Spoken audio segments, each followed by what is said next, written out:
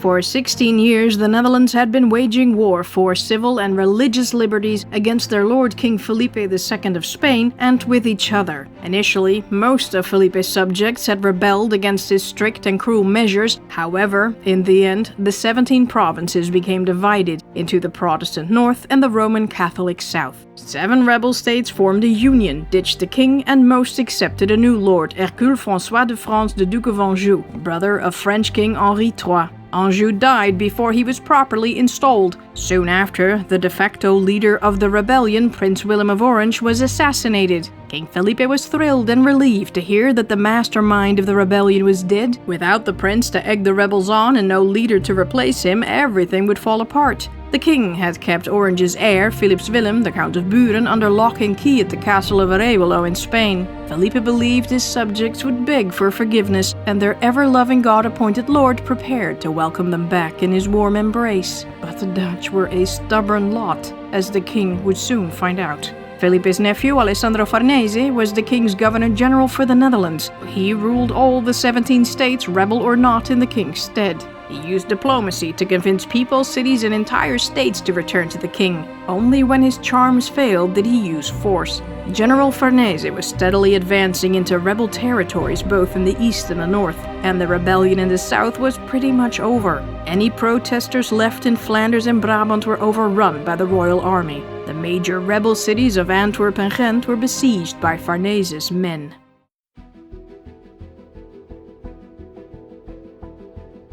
In 1584, there were 2 command centers and 2 military fronts in the rebel Netherlands, but Holland had basically been in charge. But now, without Willem, Holland realized it would be responsible for its own decisions regarding the war, and that they and Zeeland would have to foot the bill for most of it. The remaining rebel states were pretty poor or partially occupied. Holland and Zeeland banded together and dusted off an old pact they made in 1576. They brought Utrecht in the mix. Together, they would find the means to wage war and streamline the government. The other states were basically forced to submit to this bloc.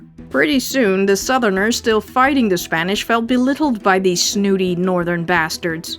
Officially, the royal stadholder for Friesland, Groningen, Drenthe and Overijssel was Francisco Berdugo, and Claude de Berlaymont, Lord of Old-te-Pen, was stadholder for Gelderland, but the rebels had their own stadholders for these battle states.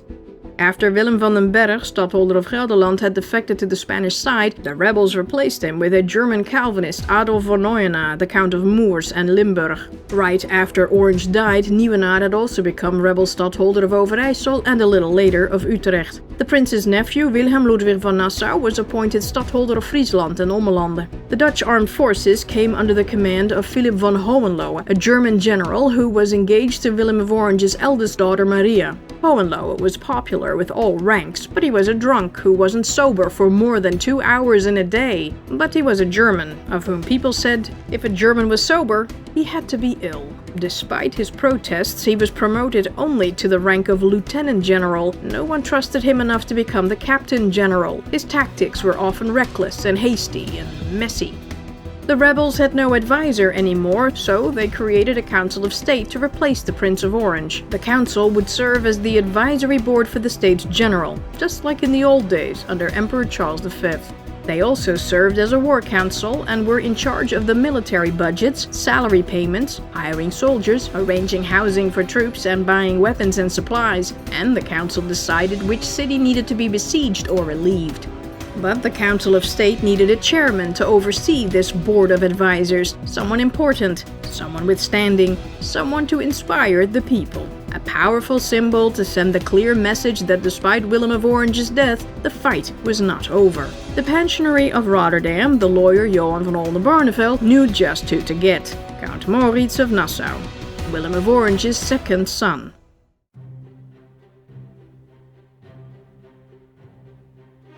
The prince's firstborn and his true heir was Philips Willem, but he'd been trapped in Spain for 16 years now, courtesy of King Felipe. The states believed that the 29-year-old was a brainwashed Hispanulized puppet of the king, useless and even dangerous. Since Willem was no longer a threat to the king, Felipe could release the young man and send him back to the Netherlands to create chaos and confusion. According to the old rules and tradition of fealty, the Dutch might feel obligated to accept the Count of Buren as the prince's successor and obey him. Think of the damage that Spanified traitor could do. The Dutch had no idea what Philips Willem thought, of course.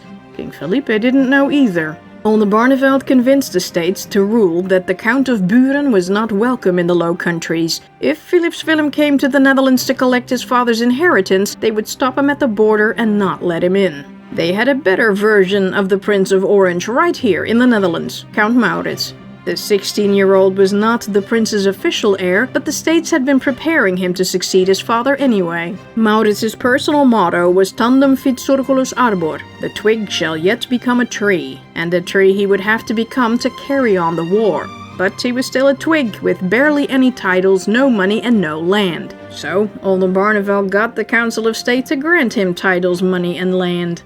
They declared Maurits the prince's de facto heir and made him Marquis of Bergen-op-Zoom. Oldenbarnevelt fought hard to make Maurits the chairman of the new Council of State, a prestigious position with a substantial income. Maurits didn't want it, but he needed it. When Willem died, the prince had been broke and in serious debt. Maurits discovered to his shock that there were only 100 guilders left in cash. At this time, a carpenter made about 200 guilders a year. So, the Count had half a year's carpenter's salary to run all his father's estates. Maurits had no choice but to take on all the debts. Ever the realist and not fanciful, the young man fired nearly the entire staff. He only needed 3 cooks, not 28, and many staff members would have to do double duty.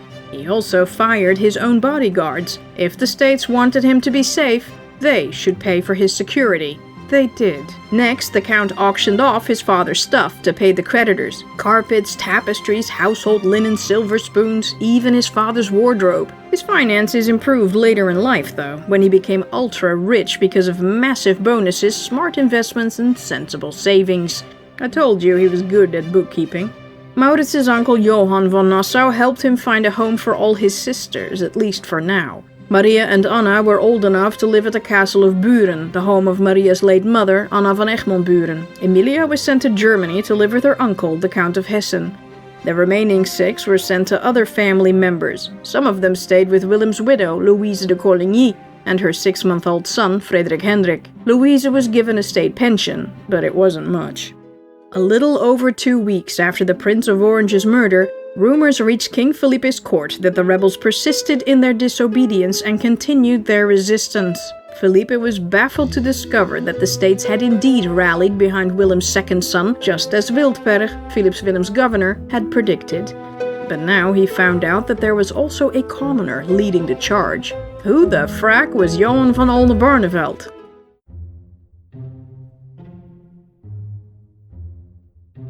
Johan van Oldenbarnevelt was born in Amersfoort in the state of Utrecht. His family belonged to the regent's class, but because of their anti-Habsburger sympathies, they had been removed from office by none other than René Chalon, the former Prince of Orange. Johan had inherited money and goods from his uncle at the age of 6, making him instantly richer than his own father. Johan's family had a less than stellar reputation. His father, Gerrit de Slechte, was often arrested for things like drunken disorderly, abuse, and even attempted murder. Johan's brothers and sisters reportedly also had unseemly records, but this may have been a later fake news invention to discredit the lawyer's family.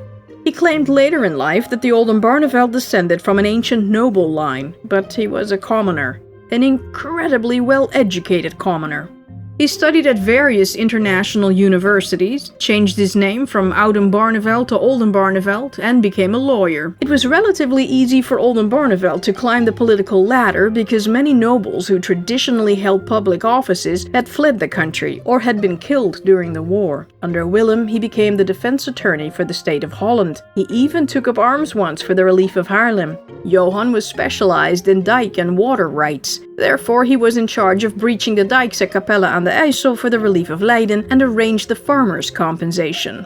Oldenbarnevelt married Maria van Utrecht, a woman from a very wealthy regent's family. As an illegitimate daughter, possibly born from inbreeding, she wasn't entitled to her vast inheritance, but Oldenbarnevelt cleverly got someone to testify in her favor and brought home the bacon. Lawyered. The marriage was a happy and fruitful one. The couple ended up with 4 living children, 2 boys and 2 girls. In 1576, Oldenbarnevelt became the pensionary of Rotterdam, the city's representative in the States of Holland, and became Willem's close confidant. But he was no charmer and lacked the tact of his political boss. He was part of the delegation for the Union of Utrecht in 1578, and in 1580 it had a hand in drafting the papers of the Act of Abjuration, in which the Union of Rebel States kicked the king to the curb.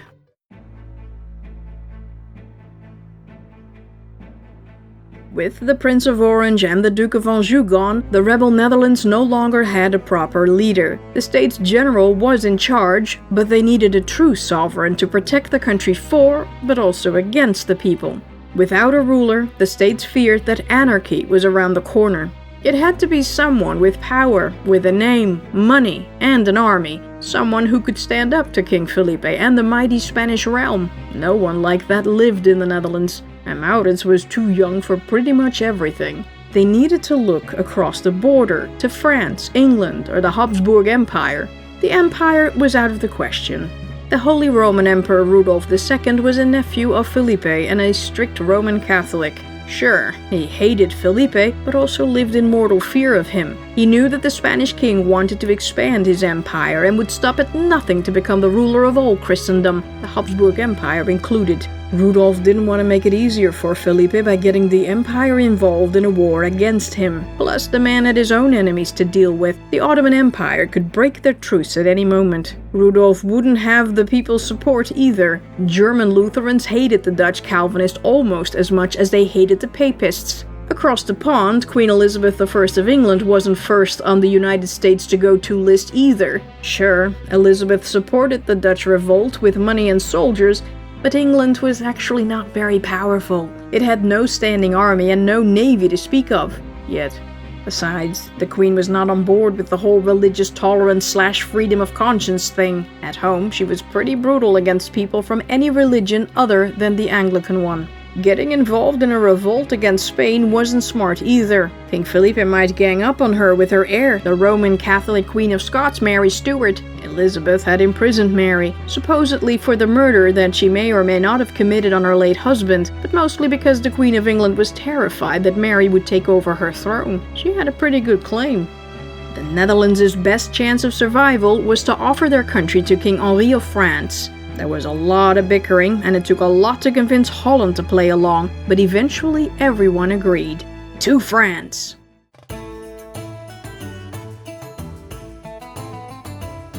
France wasn't a Protestant country, and King Henri was officially a Roman Catholic, but at least he wasn't persecuting the French Protestants, the Huguenots. The states had been very close in getting a deal with the Duke of Anjou, the king's brother, but he had inconveniently passed away before the deal was finalized. The French king had refused to accept the Netherlands based on the early draft of the deal, but the Dutch figured they just needed to sweeten the pot a little. France was a risk, though.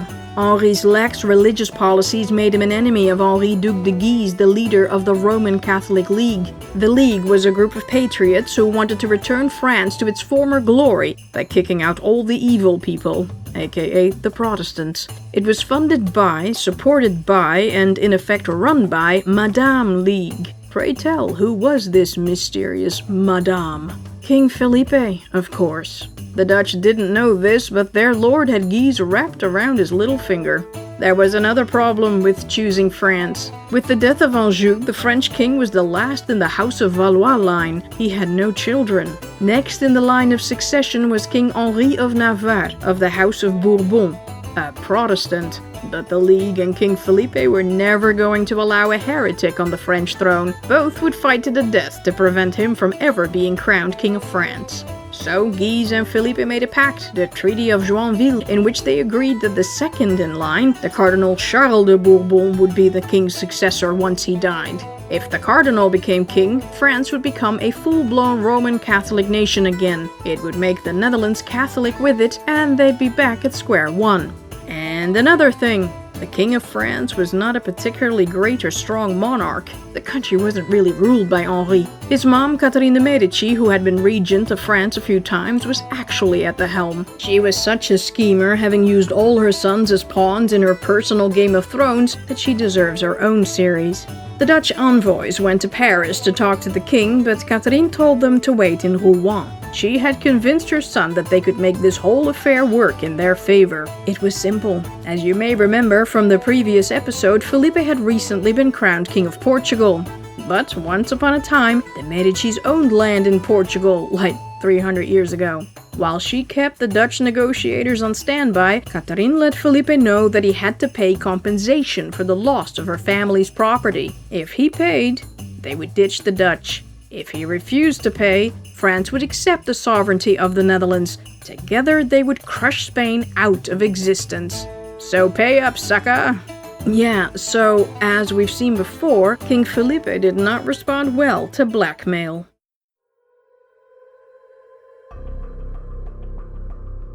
While Catherine waited for King Felipe's notoriously slow reply, she let the Dutch envoys wait and wait. They got suspicious. Were the French talking to King Felipe or something? Meanwhile, in England, Queen Elizabeth was getting nervous. If the French accepted the Dutch offer, they would become very powerful and be a threat to England. If the French declined the offer, the Netherlands would fall prey to the Spanish and be a threat to England. Elizabeth urgently let the Dutch know that if France fell through, she would not abandon them.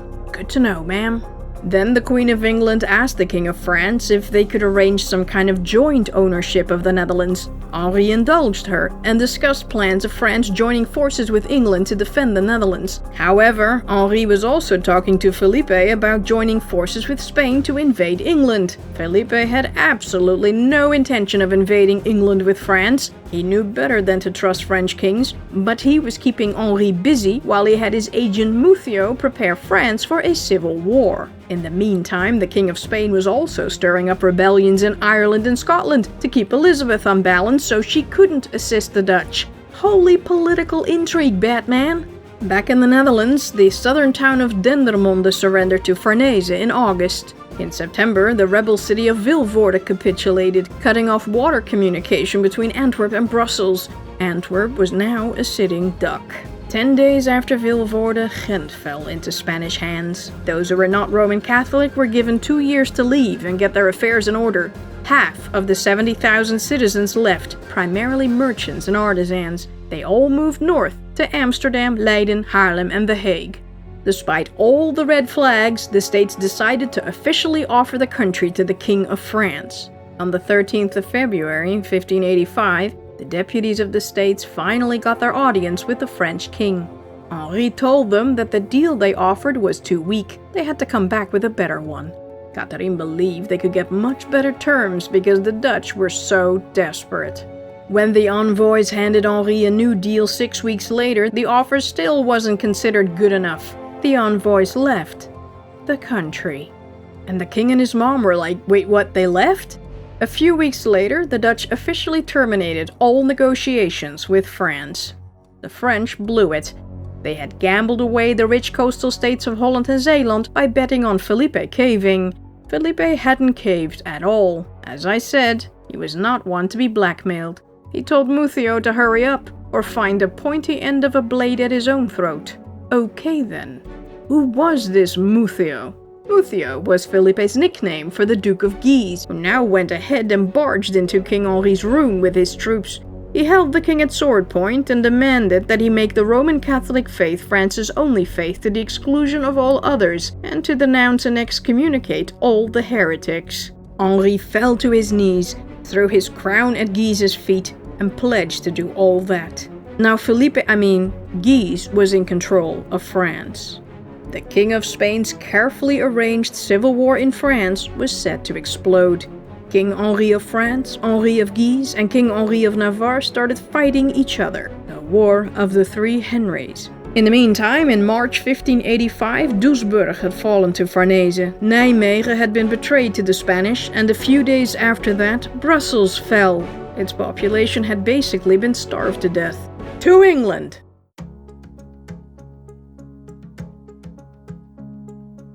In England, Queen Elizabeth wasn't too sure about these Dutch folk coming knocking at her door. She had her hands full with the rebellions in Ireland and Scotland. She couldn't afford to take on another country and enter into a war with such a formidable force as the Spanish Empire. She was apparently unaware that King Felipe had instigated these rebellions, so she couldn't help the Netherlands. It was working. Elizabeth watched and waited, and everyone watched and waited, and the war raged on.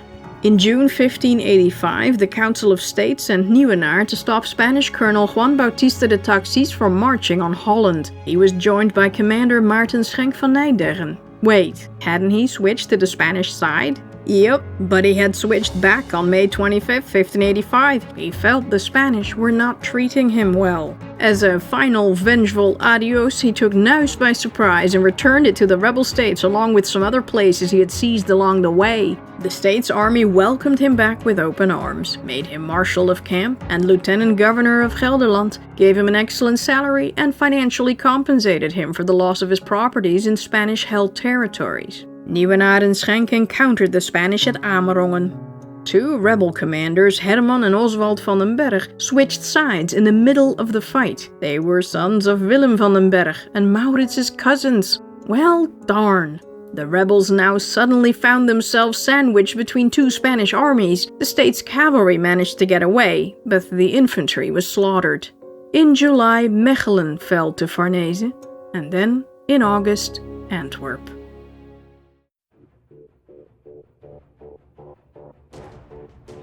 To properly lay siege on Antwerp, Farnese had to capture two defensive forts, Liefkenshoek and Lillo.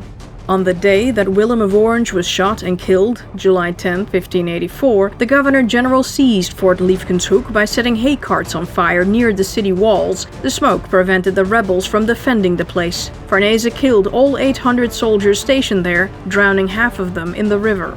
He sent good old 78-year-old Cristobal de Mondragon y Otalara de Mercado to take Fort Lillo. The colonel shot 50,000 pounds of gunpowder at the walls but made no dent in the fortress. Mondragon was losing his men fast. And when the rebels opened the sluice gates and flooded the area, the Spanish were forced to retreat. But eventually they returned and captured Fort Lillo. With the two forts now in his possession, Farnese formally laid siege on Antwerp on August 17, 1584. He cut off the supply lines into town by building a ship bridge across the Schelde. He hoped the bridge would last long enough to starve the population into surrender. The bridge, a unique feat of siege engineering, had forts with cannons on each side of the river to protect it. By winter, the Antwerp citizens were starving, and when Brussels fell in March 1585, morale in the town plummeted. The rebels now flooded the lowlands, submerging most roads and leaving Spanish forts either flooded or isolated on small islands. They then tried to steer fire ships into the bridge, but the royal troops managed to push almost all of them off with pikes. One of the fire ships filled with gunpowder exploded though, killing 800 Spanish and nearly taking out Farnese, who happened to be on the bridge at that moment. In May 1585, Lieutenant General Hohenlohe tried to break the siege, but a misunderstanding at the Kouwensteinse Dijk led to a failure. Hohenlohe botched up his second attempt because he thought he'd won and left. But he hadn't won. As a last-ditch effort to break the siege of Antwerp, the rebels sent the Finis Bellis, a huge floating platform that would destroy the bridge on impact. It ran aground before it even got going. In the end, a year into the siege, the Dutch were forced to admit defeat. On August 17, 1585, the town surrendered to the Governor-General, who gave them exceptionally mild terms. The city wasn't sacked, and there was no repeat of the Spanish fury. Farnese installed a powerful garrison of Castilians to defend the city against future rebel attacks. However, a bit further downriver, the rebel fleet blocked the city's access to the sea, cutting Antwerp off from international trade. Sea access via the Schelde remains a problem to this day. The Dutch apparently are still butthurt. Antwerp's Protestant population was given 4 years to settle their affairs before leaving. More than half of them headed north. Most of them skilled tradesmen. This massive brain drain, coupled with the brain drains from other southern towns, heralded the golden age of Holland and Zeeland. Much to Farnese's frustration, Antwerp, once the cultural and economic center of all 17 Netherlands, withered to dust, while the northern cities, like Amsterdam, Leiden and Haarlem in Holland, thrived. But the strangers from the south weren't exactly welcome in the north. Northern Dutch eyed the Southern Dutch refugees with much suspicion and did not welcome them with open arms. The sudden influx of French-speaking foreigners was so massive that it drastically changed the demographics of entire towns, and that was scary.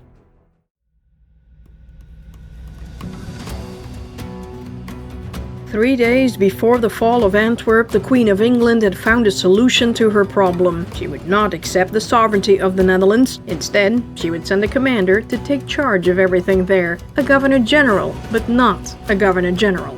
To make it clear, though, I beg you to assure the states that I do not decline the sovereignty of your country from any dread of the King of Spain, for I take God to witness that I fear him not, and I hope, with the blessing of God, to make such demonstrations against him that men shall say the Queen of England does not fear the Spaniards. The rebels had to hand over a few port cities, Den Briel, Flushing and Fort Rammekens, to the English in exchange for troops and money. That way, if the Netherlands fell, those harbors would remain in English hands, and the Spanish could not use them to launch an invasion of England. Elizabeth wanted a say in the military strategies and decisions as well. She wanted an English commander in charge who would also be the chairman of the Council of State, and the Queen wanted 2 extra seats in that council. The Treaty of Nonsuch was the first treaty the United States made with another European state. For King Felipe, this Nonsuch treaty was a declaration of war, and thus began the First Anglo-Spanish War. Who did Elizabeth send over to be the Lieutenant General of the Netherlands? Sir Robert Dudley, the 1st Earl of Leicester. Elizabeth and Robert were close. Robert had always wanted to marry Elizabeth, but he had been accused of many crimes, including murder. None of the charges stuck, but the rumors had tainted him, and it made marriage with her impossible, if the Queen had ever wanted to marry anyone anyway. Leicester married Amy Robsart, but she died falling down the stairs. Once again, rumors abound that Robert had given her a little push so he could marry Elizabeth. Leicester supposedly married someone else, and then he married Lettice, claiming he wasn't married to the first one. The man was a hot mess. While everyone in the Netherlands was waiting for Leicester to arrive, new troops were added to the English contingent. They were put under the temporary supreme command of John Norris. Norris joined the rebel troops to retake the highly strategic Isolord fortification captured by the Spanish stadtholder Francisco Verdugo earlier that year. On October 6, 1585, the rebels started blasting 9 guns from 2 directions, but the besieged recovered quickly enough to beat back the attacks. 9 days later, rebel reinforcements arrived. They bombarded the fort from the water with such force that 2 of their ships were set adrift. The Spaniards, unaware that Verdugo was in the neighborhood to relieve them, gave up. With the fort taken, Arnhem ultimately fell into Dutch and English hands.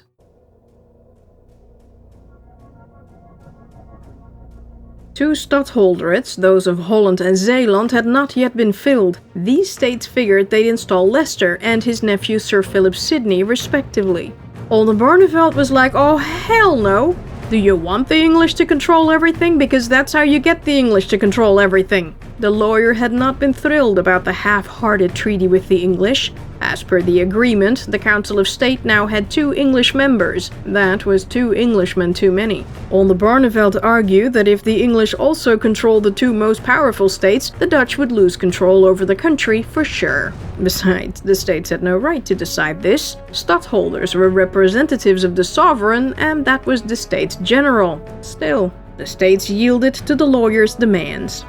So, who did the States General appoint instead? 10 days after his 18th birthday, Count Maurits became the stadholder of Holland and Zeeland. Maurits packed up his stuff and left the murder house in Delft for the stadholder's quarters in The Hague.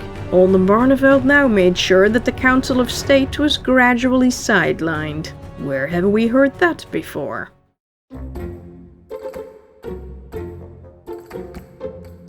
King Felipe was stunned and confused. The Dutch had left the 2 most powerful states in the care of a child? And the English were sending a criminal and a bigamist, the Queen's favorite boy toy, to the Netherlands to lead them? Well, good luck to them. Farnese, your mission, should you choose to accept, but really it's an order, destroy the Dutch, leave no city standing, get those harbor towns before Leicester arrives, level the House of Orange-Nassau, and eliminate all rebels one by one until there are none left. The newly elected Pope Sixtus V had a mission for Felipe as well, should he choose to accept, but really it's an order. In April 1585, the Pope urged Felipe to start some kind of magnificent campaign to defend Christendom. How about an attack on England? Felipe was like, "Isn't the Dutch campaign magnificent enough for your holiness?" A few months later, the Pope asked him again. Felipe was still against the whole idea. Yet, if God wishes to end that Dutch war, then there would be a possibility to satisfy the Pope's holy zeal. If Felipe was waiting for a sign from God on whether or not to attack England, he didn't have to wait long. 2 weeks later, on October 10, 1585, English sea commander Sir Francis Drake invaded Spain and destroyed villages in Galicia. During the 10-day rampage, the English demolished churches, gathered loot, and took hostages. The horror! Before Felipe had a chance to respond, they were gone. Drake then set sail toward the West Indies, plundering anything that was even remotely Spanish or Portuguese held. San Domingo, Puerto Rico, Santiago, Cartagena, and Florida. Felipe swore vengeance. The enterprise of England was back on. Felipe told both General Farnese and the admiral of the Spanish fleet, Alvaro de Bazan, Marquess of Santa Cruz, to come up with a plan. The king also let the Pope know to dig deep in his pockets, because he would have to pay for the invasion, and to be patient. It would take him 2 years to build a large enough armada.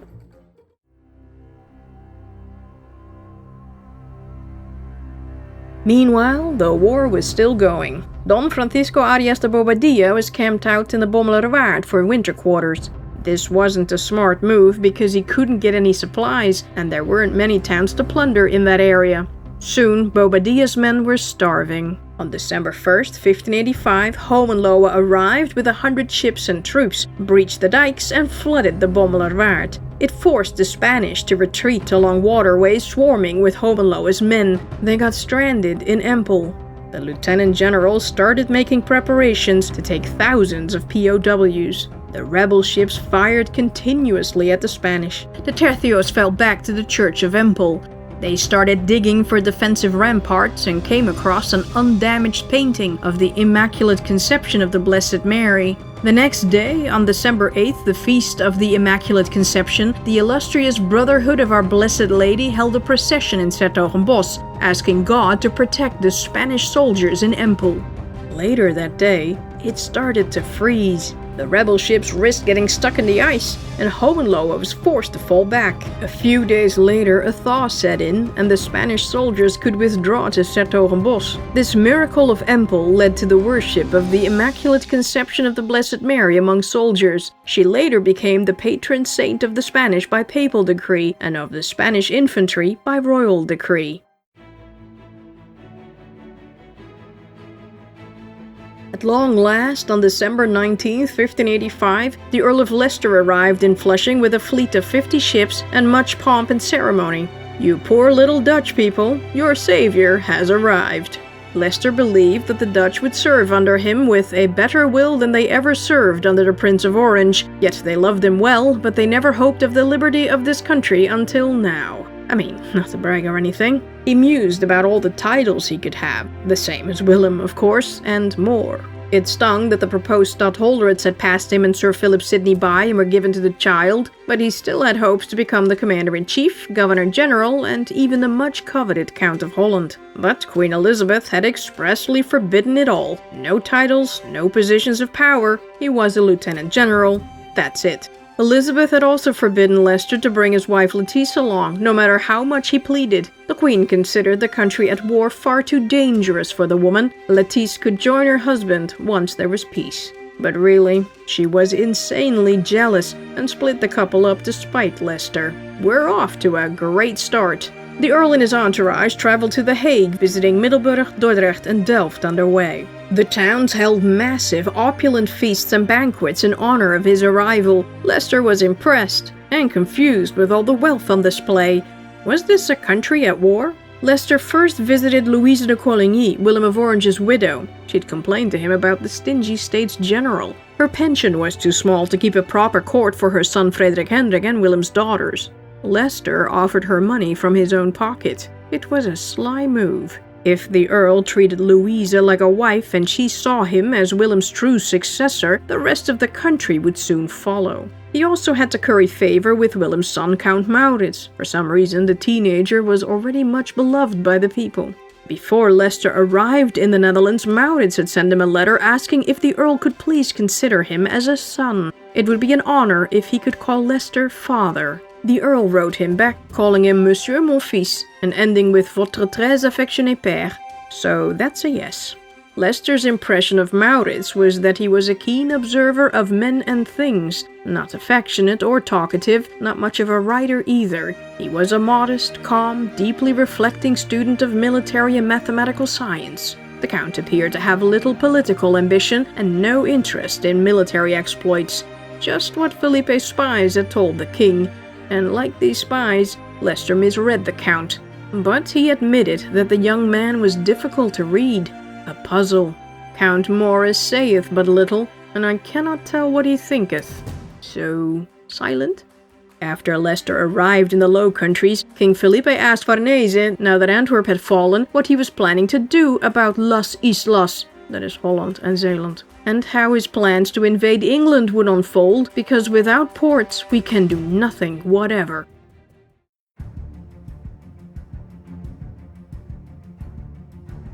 In the new year, on January 13, 1586, Colonel de Taxis invaded Friesland with nearly 4,000 royal soldiers. The lakes and the rivers were frozen solid and the Spanish cannons could be transported quickly. They nearly got to the coast on the other side. Everything and everyone in their path was pillaged, plundered, and outraged. When the thaw set in, Taxis retreated because he was afraid he would get stuck out there. In the meantime, the rebel stadtholder for Friesland, Willem Lodewijk, couldn't get to the state capital of Leeuwarden because the royal army was in his way. The Frisian troops moved to Boxum and dug in. While they were still digging trenches, the Spanish showed up, surrounded them, and attacked. They killed 500 Frisians. The Spanish quickly withdrew to Groningen, leaving weapons and loot behind, but they took 300 rebel prisoners. At the end of this fight, Oswald van den Berg, who had betrayed the Dutch mid-battle before at Amerongen, was now fighting on the Spanish side. He grabbed a rebel banner off the floor, waved it around, and was promptly stabbed to death by a Spaniard who thought he was the rebel ensign bearer.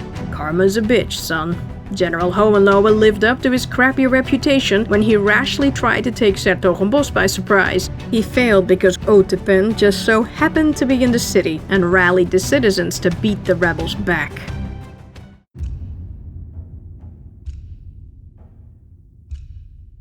The state's army consisted of Dutch, German, French, English, Welsh, and Scottish mercenaries. Leicester hated the Scots, and the Scots were definitely not happy to serve under him. The Earl hated the Germans even more. There were too many of them, and they would always back the German-speaking Lieutenant General Hohenlohe. And then there was Sir John Norris, who had had the run of the ship while everyone waited for the Earl to arrive. Norris was not happy being the Earl's deputy. The Earl was impulsive and lacked tact, and he was rather impressed with his own awesomeness. Soon fights broke out between Leicester, Norris, and the English officers. It threatened the unity of the troops. When Leicester inspected the English soldiers, he was in shock. His small force looked like dead men who barely had clothes or functional weapons, yet they had to face the most formidable army in Europe. He said, "They cannot get a penny, their credit is spent, they perish for want of victuals and clothing in great numbers. It will fret me to death ere long to see my soldiers in this case and cannot help them." He was gonna have to put up quite a bit of his own money to fix this quickly. He immediately sent a request to Elizabeth for more cash. She didn't reply for 4 months. She sent no money or troops either. No pay for the soldiers, no salary for Leicester. This was a bad look for the new Lieutenant General.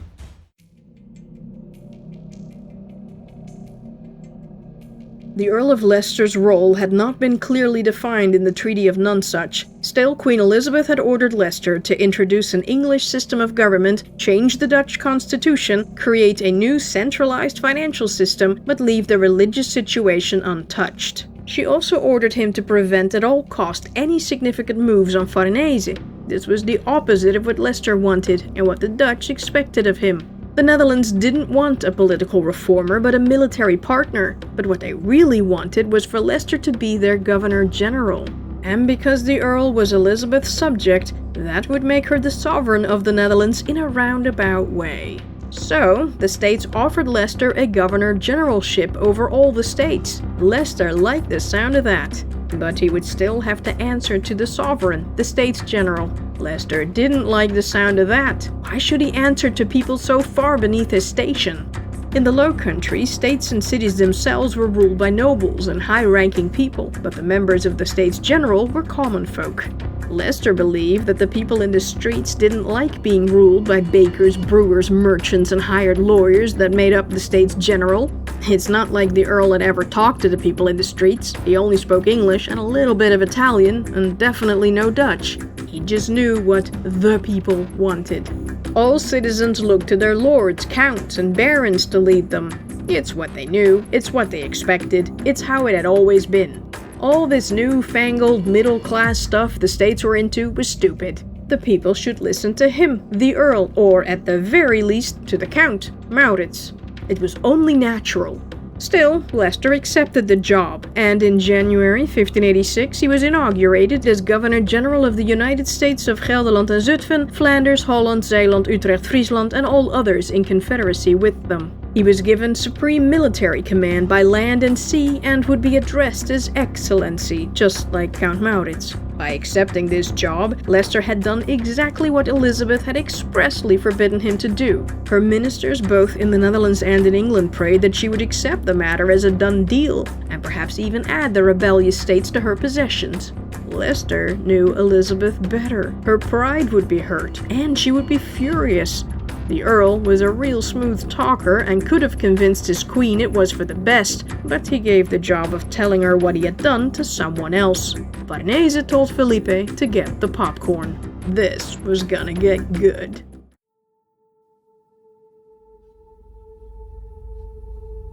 Queen Elizabeth's response to Leicester's new appointment was one of absolute rage. As the Earl had predicted, she was majorly offended, and she stomped swearing and cursing up and down the halls of the palace. Leicester was gonna hold a court. The only court he should be satisfied with was hers. His wife was gonna share in his success, but there was only one queen, and her name was Elizabeth, and she was angry that the states had offered it to him without consulting her. She swore vengeance. The Queen sent out Sir Thomas Heneage to read out her letters of disapproval before the States General. She ordered Leicester to stand there and suffer through the humiliation. Elizabeth demanded that the Governor-General resign this high office effective immediately in a formal ceremony and in the same place where he had taken the oath. The states had no idea how vindictive Elizabeth was toward Leicester and didn't know how to resolve this, except by sending the Queen letter after letter explaining their position.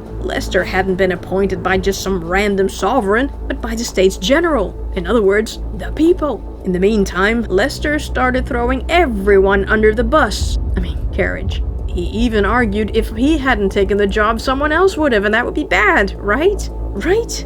The rebels were no longer so sure about the English. Why had the Queen sent an obviously disgraced, incapable, and powerless man? What was he even supposed to do here? Was he even able to command? Who was he really? Had the rumors about his crime-ridden past been true? And why was the Queen so mad? Was she just mad at Leicester's disobedience, or was something else going on? Was she secretly negotiating a peace with Spain? Was she simply entertaining us while she betrayed us to King Felipe? Were the Queen's soldiers starving in the streets to please the Spanish king?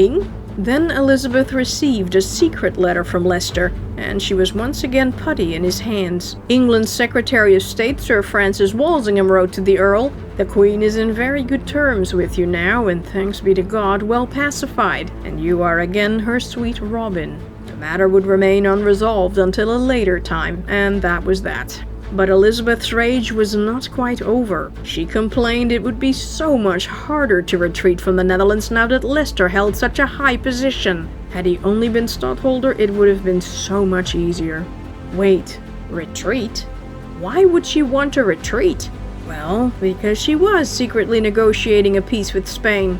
Elizabeth and Farnese had entered into peace talks so covert that even Walsingham was kept in the dark. Not that the spy master didn't eventually suss it out, though. Leicester didn't know either. William Cecil, Baron of Burghley, had advised Elizabeth to keep the negotiations a secret from the Earl and everyone else. The Dutch most certainly shouldn't hear about this, otherwise the English soldiers would no longer be safe there. Farnese let Felipe know that the English detested the war and that he was making serious headway in making terms with Elizabeth. Wait, Felipe making deals with a heretic? Could it be?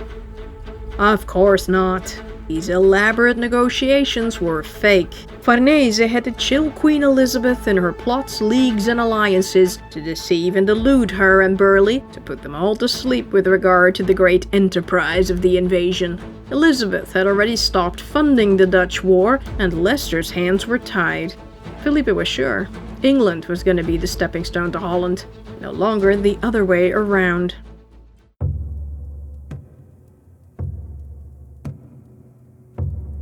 As Leicester settled into his new role as Governor-General, he started treating the Netherlands as a province of England. He became quite a jerk. The Earl had apparently read King Felipe's book, How to Piss Off Everybody 101. Queen Elizabeth had told Leicester to radically alter the constitution so the States General senators could make their decisions faster, independently of the state's government. The States General, Barneveld, said no. The Queen had told Leicester not to mess with this religious freedom. All these sectarians were also patriots and joined together in the fight against Spain. But the Earl couldn't bear that the Dutch allowed the Roman Catholics and other sects to live their day-to-day lives in the country. He wanted to connect church and state, like in England. The radical Calvinists backed him up. They wished to strengthen the Calvinist orthodoxy, reduce tolerance of other religions, and for the church to have a greater influence on state and society. Leicester even argued for a synod to establish church doctrine. The States General Barneveld said no. Elizabeth had told Leicester to drastically overhaul the financial system. The States General had to centralize finances and replace the current corrupt system of tax collection with direct taxation. The States General Barneveld said no. Leicester did establish a new Council of Finances not supervised by the Council of State. He collected the taxes and put a Flemish immigrant, Jacques Reingoud, in charge of the financial chambers. The Dutch members of the Council of State were outraged and refused to cooperate. Leicester was very quickly becoming very unpopular. As General Alba had already discovered, you do not want to come between the Dutch and their money. Oldenbarneveld made it clear to the Earl that the Netherlands, quite ahead of their time, had a strict separation of executive, legislative, and judiciary departments and wanted to keep it that way. The distance between the states of Holland and Leicester grew, figuratively and literally. Leicester was sick of Holland and moved to Utrecht, where his most loyal friends were. Utrecht stadtholder Villiers had been captured during the last campaign and his substitute Nieuwenaar was away on business. The Leicesterians quickly replaced all the magistrates in the states with Leicester's yes-men, Flemish people. Oldenbarneveld protested. This was against the rules. Government appointees had to be natives, or at least citizens, for 10 years. The lawyer warned the Earl that Felipe had tried that trick with the Spanish. See how that turned out. Leicester wanted Oldenbarneveld to just disappear. He was in charge now. End of discussion.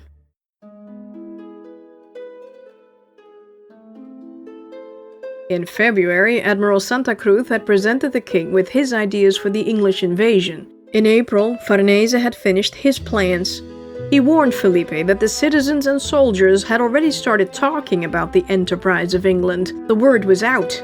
The king picked Farnese's plan over the admiral's because it was more ambitious. Santa Cruz was to lead an armada of 120 galleons, galleots, galleys, merchant ships, and war vessels from Lisbon to Waterford, Ireland, or Milford Haven, Wales. There he would draw Elizabeth's fleet and troops to him. Extra Spanish forces would be sent to Flanders to supposedly fight the English and the Dutch, but in reality, they would prepare to cross the Channel with a second fleet of smaller vessels. Then Santa Cruz would suddenly leave and move to the Channel. At that moment, and no sooner, Farnese would join him with a second fleet. Covered by the Armada, the Governor-General would land at Margate with an invasion force of 30,000 men. Farnese's troops would march on London and take the city, preferably with enough stealth that Elizabeth and her ministers were still around. They should be captured and eliminated from the equation. The annexation of a country was too expensive, so Felipe would install a king to control England after the invasion. Backed by a Scottish force, the Spanish would free Mary Stuart, Queen of Scots, and she would marry an important Roman Catholic prince. That's someone important, Farnese himself, of course. Remember, he was the grandson of Emperor Charles V. Once England was under control, the combined forces of England and Spain would reduce Holland and Zeeland to ash. The king would then control all their ports and all the seas. All power to Felipe. It was dubbed the Master Plan. Felipe told everyone that the armada being assembled in Portugal and Spain was intended for the Indies. The second fleet being assembled in Flanders was going to attack Holland and Zeeland. But then, King Felipe, the desktop strategist, changed plans.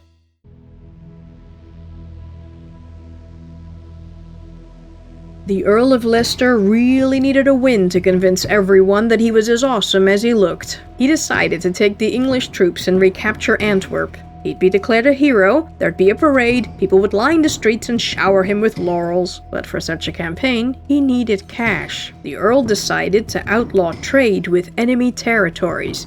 If Antwerp no longer got their wheat from the Dutch, they would starve and surrender quickly. However, the only people who would starve if the Dutch stopped trading with the enemy were the Dutch traders themselves. Foreign merchants would obviously step in and supply those places. But, the immigrants assured Leicester, trade was so infused in the Dutch blood, it would be impossible for them to stop. The merchants would look for ways to circumvent the ban. The Earl could then capture them, convict them as smugglers, and seize all their properties. Ka-ching! With the help of the Council of State, the Earl issued the Edict Against the Merchants in February 1586. Any merchant found trading with the enemy would be convicted of treason and be hanged. Wealthy merchants could pay off the gallows with a reasonable sum of money, made payable exclusively to Leicester. Oldenbarnevelt was like, oh hell no! This was an inquisition of an entirely new kind. Oldenbarnevelt warned the States General, if they allowed this, then they would dangle from the gallows next. Foreign trade was the country's most important source of income. Without income, there'd be no war contribution. Without war contribution, there'd be no army. No army meant no war, and no war meant they were Spanish. The States were like, you're absolutely right, sir. They cancelled Leicester's decree, and Oldenbarnevelt had Reingoud arrested for high treason. Leicester was powerless to stop any of it. The Earl was beside himself with rage, but another Oldenbarnevelt-shaped blow to Leicester's rule was around the corner.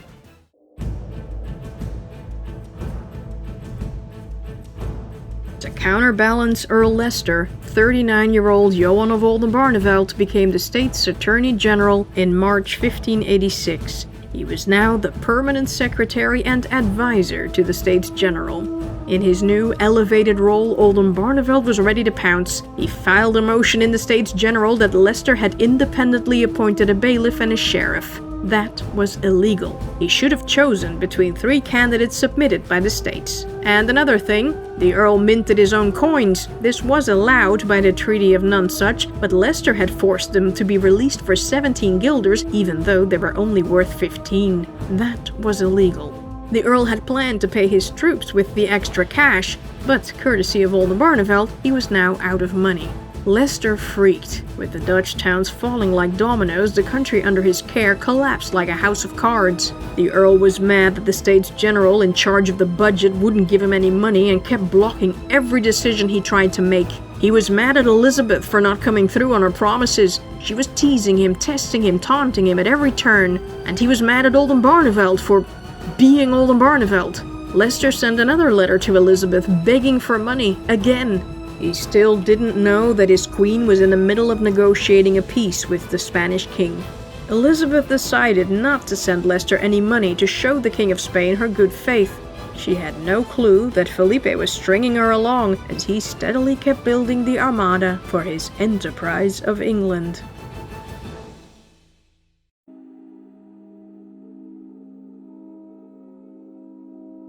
The Netherlands has 5 main rivers, from north to south: the IJssel, Rijn, Waal, Maas and Schelde.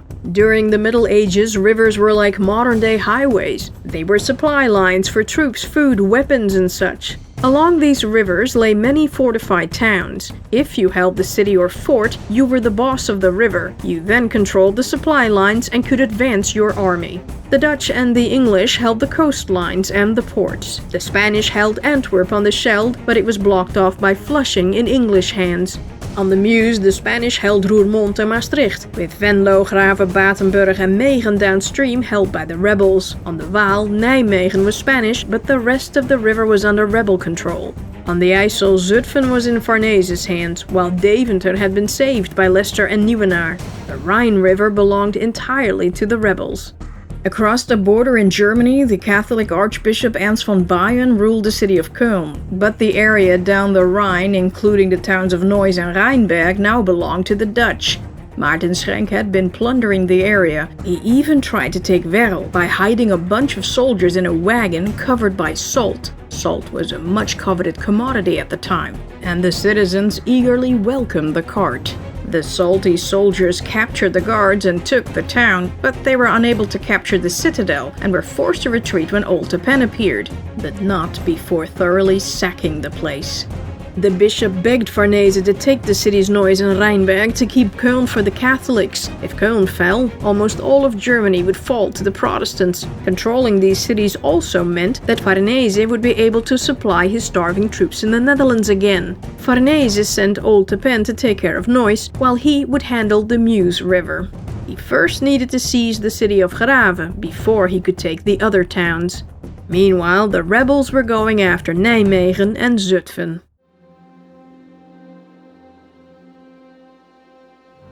According to the Earl of Leicester, Grave, though small, was the strongest fortified city in all the Low Countries.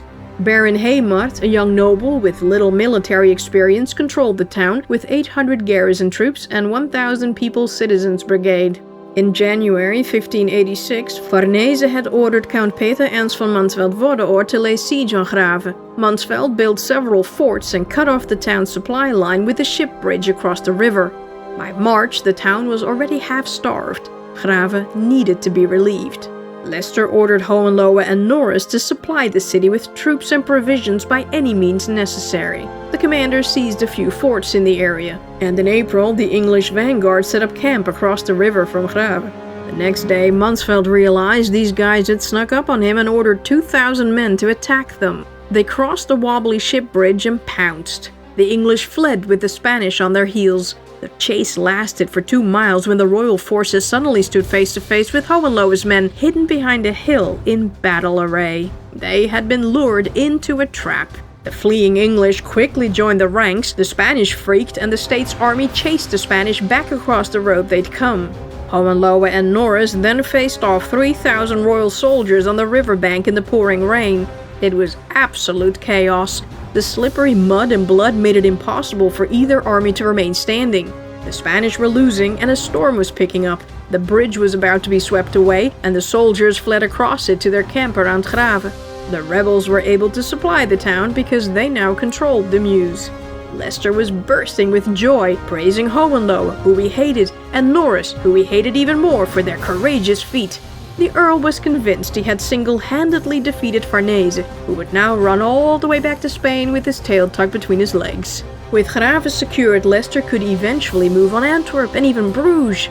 I don't think he read up on General Farnese's file.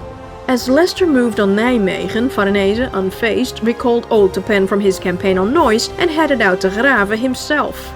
On May 31st, 1586, he placed the cannons and started firing on the city 5 days later. The next day, Farnese was inspecting the trenches when a cannonball launched from the town shot his horse from under him. He went down. Everyone gasped. Was the Governor-General dead? Nope.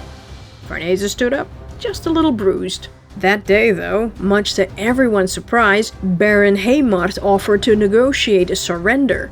After Heymart's garrison left, Farnese entered the city. There was still plenty of food and munition. The walls were as solid as ever. What the hell? Leicester lost his cool. Just 1 day before the Baron's inglorious surrender, the Earl had received a letter from Heymart claiming he could keep the city indefinitely. So what happened? A woman happened. The Baron's mistress had a thing for the Spanish and for some mysterious reason managed to persuade him to voluntarily give up the city. and apparently none of the rebel officers in the place were able to stop him. The loss of Grave was a devastating blow to English morale. Heymard was captured a few weeks later while trying to convince other cities to do what he had done. Leicester had him court-martialed despite his youth and ignorance. Many Dutch pleaded for the boy's life, but 2 days later the Earl executed the Baron for his betrayal. The Dutch nobility was shocked. The Prince of Orange would never have dared to do something as outrageous as that. Leicester wrote that he refused to be intimidated by the fact that Heymard was of a good house. In the meantime, Farnese was unstoppable. Unlike Leicester, who had celebrated the win of Grave with excessive banquets, the general moved onward and upward. That very same day, the cities of Megen and Batenburg surrendered to him, and the Governor-General wasted no time laying siege on the crucial town of Venlo, the place that Schenk held for the rebels. He had been in The Hague to inform everyone about the loss of Grave. Farnese built a ship bridge and a floating wooden fort with 300 soldiers on it. Schenk returned, and reportedly he and Welsh Captain Roger Williams, the guy who chased Balthazar Gerard after he shot Willem of Orange, attacked the Spanish camp at night. They passed through enemy lines, killed the guards and some soldiers, and got all the way to Farnese's tent. They killed Farnese's secretary and his personal guard. Schenk shot at the Governor-General, but he jumped off his horse and hid in the bushes. Now the Spanish were alerted of the attack, and Schenk and Williams snuck off. They made their way to Wachtendonk and Rheinberg, and Schenk built a fortress called the Schenkenschans, or the Schenks fortification, at the most strategic place to enter the Netherlands. Venlo's walls soon sustained a breach and capitulated. The entire Maas was now in Spanish hands. This was a disaster. Brabant was completely defended against rebel attacks, and the road to the north laid wide open. Meanwhile, Farnese returned to Neuss to finish that job. Leicester tried to relieve that town twice, but failed. Farnese once again miraculously survived as he was caught in a crossfire at the city gates. The negotiations for surrender weren't going well, and at the end of July, Farnese prepared a storm of the city. The garrison soldiers were on their knees begging for parley, but Farnese said it was too late. The Spanish seized the town, plundered it, and then burned Neuss to the ground. Farnese's men behaved like beasts and killed all the men who were running to escape the fire. Women and children trying to escape the fire were left alone.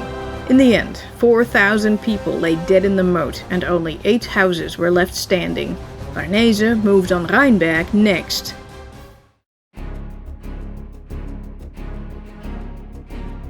In the meantime, Count Maurits joined the army. He was one happy camper to at last go to war to avenge his father's death and defend the Republic, the people, the faith, and the House of Orange-Nassau. That was in his job description, after all.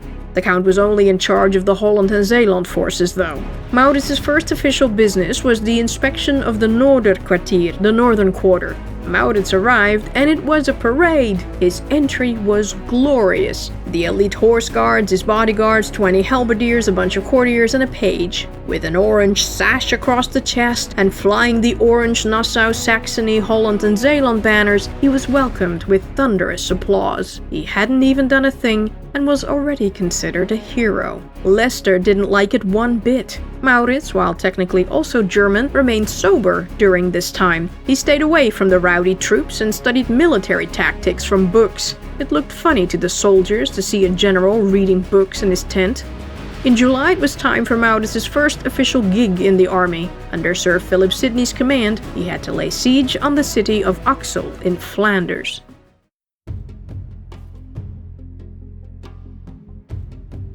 At this point in history, field battles were increasingly rare. It was all about the sieges. When an army marched on a city occupied by an enemy garrison, they could time their arrival. An army marched about 10 to 12 miles a day. The town quickly stockpiled supplies, arms, ammunition, and brought more soldiers inside to defend them. They destroyed any houses or farms close to the city walls, so that they couldn't be used by the enemy as cover. The town closed the city gates and hoped that their defenses, such as ravelins, ramparts, bastions, and defensive walls, would withstand an assault. The besieging army surrounded the city as best they could, set up camp, and sent out a trumpeter or a drummer boy with a written list of demands. If they arrived at night, they waited until the following day. But sometimes the besiegers forced the city to wait a few days, weeks, or even months before demanding its surrender. This was psychological warfare. Once officially under siege, the town sent a reply with information on how long they could hold out, listing the number of weapons, cannonballs, bullets, and gunpowder, and how much food and water they had to feed the citizens. There were 3 possible answers. They didn't have the means to fight, and they surrendered, they could hold out for an X amount of days, or they would wait for a relief army. It was necessary to be honest. If a garrison surrendered the city too quickly, their own commander-in-chief would kill them. If they held out too long and the town was taken, the commander-in-chief of the besieging army would kill them. The city would be plundered as a bonus for the troops, though plunder could be bought off for a sum of money. If they negotiated a timely surrender, the garrison could leave the city with full honors of war. All weapons, armor, lit fuses, a bullet in mouth, flying banners, beating drums, sounding trumpets, and all their luggage. If they'd been irresponsible in any way, the garrison sometimes had to leave one, more, or all of these things behind. These demands were all listed in the terms of surrender. The better time to surrender, the better the terms.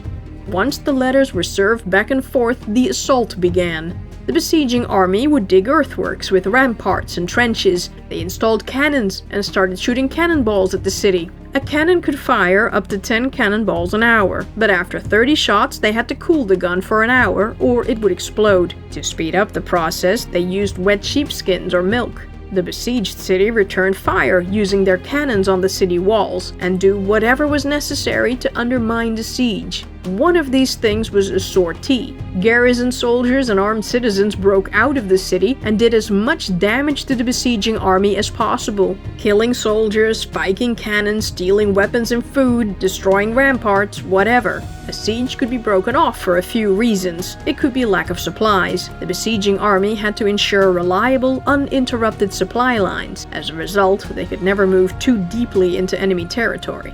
It could be lack of money. A siege cost a lot of cash for soldiers' pay, food, ammunition, and the like. A siege could also end because a relief army was underway and the besiegers couldn't fight them off for some reason. The besiegers could leave because the defenders flooded the place, which was the rebels' favorite trick.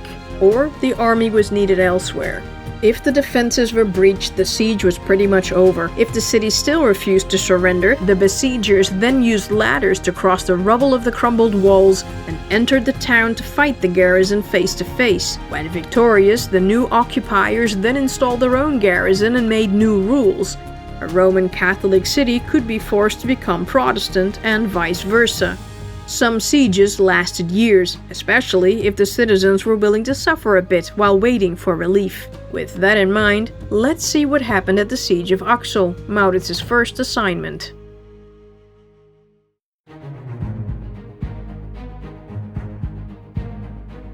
Axel was on the front lines. It was a strategic town because it blocked the passage to the harbor town of Terneuzen and other cities on the Scheldt, including Antwerp. Maurits, heading up States troops, and Sir Philip Sidney with his English soldiers arrived at Axel on July 17, 1586 at about 2 o'clock at night. Now, you'd think they'd set up camp and wait until morning to send out the messenger with the demands. They didn't. Maurits called for 40 men who could swim to take ladders across the moat. Under the cover of darkness, the soldiers used the ladders to climb the walls. They surprised the unsuspecting Spanish guards who were half asleep. These men had known the army was coming, but they didn't think anything would happen until morning. Those within the walls panicked. There were a few skirmishes as the attackers quickly moved around the city to open the city gates and let the armies in. The Dutch entered first. They took few prisoners and killed almost all soldiers. The English followed in soon after. The Spanish could not withstand the overwhelming force now pouring through the gates. Garrison commander Schonau was captured before he even realized what had happened. He knew he was screwed with the Spanish. Farnese would definitely kill him. So he offered his services to Sidney and Maurits. They told him that they had no use for an inattentive soldier and turned him down. As he expected, Farnese had Schonau hanged. The guy had just given the city away. What was he thinking? Farnese believed the rebels' success was dumb luck. As he would find out, it was only the beginning of the unorthodox practices that Maurits would use during the war. The idea had been Maurits. The Count had written Leicester about it that spring, but Sidney got all the credits. That was the practice at the time, since he was the commander.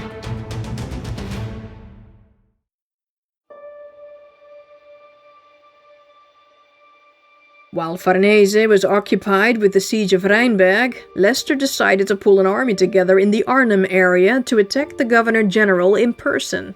However, the War Council decided that it would be wiser to besiege Zutphen to draw Farnese away from Rheinberg. They did, and it worked. When Farnese found out that the state's army advanced on Zutphen, he broke off the siege of Rheinberg, sent the advanced troops over there, and prepared to head out himself. Underway, his men took the cities of Burek and Grol. On August 30th, 1586, the state's troops started shelling Doesburg, a very strongly fortified city, but with thin brick walls. They made 2 massive breaches that the citizens began to stuff with beds, logs of wood, boards, and other trash. The English soldiers were raring to go, but Leicester made them wait for the trumpeter to return, with the city's answer to his demand to surrender. 2 weeks later, the city's trumpeter relayed the message that the garrison surrendered. Unfortunately for Doesburg, this negotiated surrender did not prevent the English from sacking the place, even though Leicester had not allowed it. While the state's troops laid siege on Zutphen to get control of the river IJssel, Farnese's father in Italy passed away in September. Now Alessandro became the Duke of Parma. That's how I'll call Farnese from now on. A few days after Ottavio Farnese died, Cardinal Antoine Perrenot de Granvelle, one of Felipe's most trusted advisors, passed away. Farnese, aka Parma, was pleased to find out that the siege did not completely surround the town. He could supply Zutphen through a gate left unattended by the rebels. On October 2nd, 1586, a Spanish convoy of supplies for Zutphen approached Warnsveld. Leicester's men captured the Spanish messenger sent to tell Verdugo in the city that the convoy was coming. The Earl, now aware of the Duke's plans, headed toward Warnsveld with a whole bunch of officers eager to see some action. It was serious officer overkill. Under the cover of the morning fog, Norris laid an ambush with about 500 men. The English had no spies out and had no idea how large the convoy was. Still, they were confident they could easily take on the handful of Spanish soldiers accompanying the carts. There were, in fact, 4,000 soldiers in the caravan. Oops.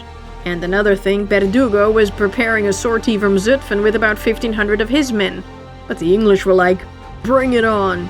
A small group charged right into the convoy. They scattered the Spanish in all directions and returned to regroup before the royal soldiers could even fire their muskets. It wasn't much of a battle. It was just a bunch of personal fights with the high-ranking officers doing the work of soldiers, all for England and the Queen, and honor and glory. They tried to move the convoy horses away from Zutphen, but the caravan inched closer and closer to the city. Sir Philip Sidney's horse was shot from under him. He threw off his thigh protectors, mounted another horse, and charged once again. This time he got all the way to the back. He was shot in the leg right above the knee, unprotected, because he had removed his thigh harness. Sidney's leg was shattered, but he battled on. However, his horse gave him trouble and he reluctantly returned to camp, suffering extreme pain. When in the hospital tent, he saw another wounded soldier. Sidney gave him his water, saying, "Thy necessity is yet greater than mine," as if he knew he was a dead man. After an hour and a half, the English were forced to retreat when Verdugo sortied. 500 English had managed to beat back the 4,000 Spanish 3 times, but in the end, the convoy made it safely into town. The English then tried to take the fort of Zutphen. The fighting around the fort was intense when Edward Stanley suddenly climbed up to a small breach in the wall. A Spanish soldier tried to push him off with a pike, but Stanley grabbed it with both hands and held on. A dozen soldiers broke their lances on his armor while others shot at him in vain. Stanley changed plans and allowed the Spaniard to lift him up. Using his feet against the side, Stanley scrambled over the wall, leaped forward sword in hand, and started tearing his way through the defenders of the fort. Leicester and the 5,000 Englishmen watched him go, baffled. No way he could survive this. But he miraculously did, and inspired others to follow him into the breach. The men overpowered the Spanish garrison and took the fort. Edward Stanley was knighted on the spot. Though the fort was captured, the siege of the city of Zutphen continued. It was now well supplied and had an excellent Spanish garrison defending it. Sidney's leg was busted, but the surgeons believed he would recover. Sidney knew better. His injury was fatal. Eventually fever and gangrene set in. Sir Philip Sidney died October 17, 1586, aged 31. His uncle Leicester's grief was immense. But the Earl was about to be recalled to England. His queen needed him. There was a problem with Queen Mary of Scots.